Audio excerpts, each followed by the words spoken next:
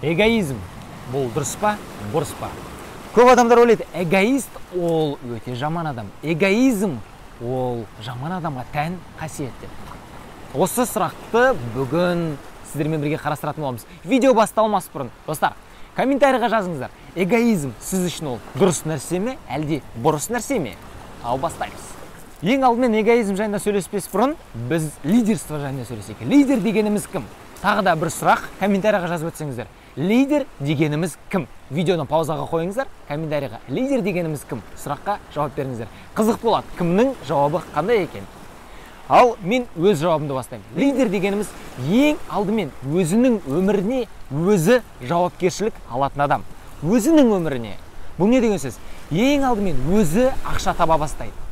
Өзінің қазіргі өмір сүріп жатқан жері, ситуациясы, ортасы ұнамағандықтан бұл ортаны өзгертеді, адамдарды өзгертеді. Сөйтеді өзінің өміріне өзі жауапкершілік алып, үлкен ақша таба бастайды, денсаулығын жақсарта бастайды, басқа да мықты адамдармен таныса бастайды. Солайша ол өзінің өміріне жауапкершілік алып, және үлкен ақша таба бастайды. Уақыт өткеннен кейін ол өзі үшін ғана емес, және басқа да өзінің отбасы, достары, партнерлері үшін жауапкершілік ала бастайды.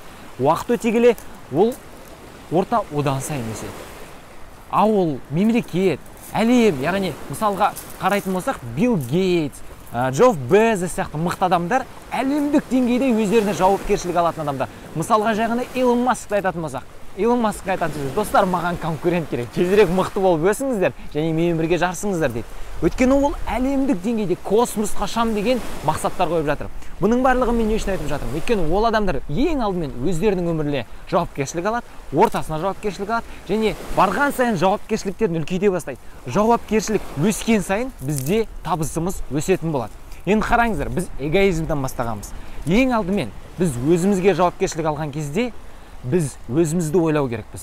Біз егер елдің ойы, елмен жайлы не ойлап қалады екен, немесе мен бірінші мынаған көмектесу керекпін десек, жоқ, ол дұрыс емес. Ең бірінші біз өзімізге көмектесу қажетпіз. Өзімізге көмектесе алмасақ, біз елге қалай көмектесеміз?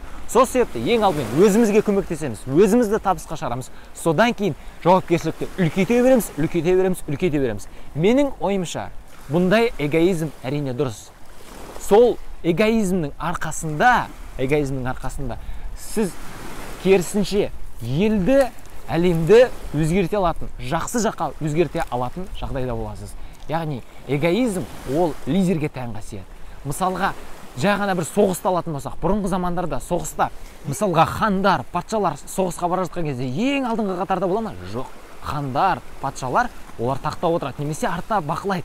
Олар соғысқа бармайды. Неге? Өйткені хан өлетін болса, немесе патша өлетін болса, бүкіл империя құлайды деген сөз. Сол себепті патша бармайды.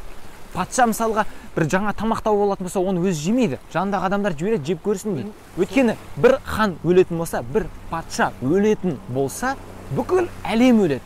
Бүкіл халық қырылуы мүмкін. Сол себепті лидер дегеніміздің кім екендігін шатастырмаңыздар. Лидер ең алдымен өзіне, одан кейін басқа да адамдарға, елге жауапкершілік алып, олардың барлығын жоғарғы деңгейдегі өмір салтына шығара алатын адам. Сол себепті эгоизм бұл дұрыс, бірақ дұрыс эгоизм.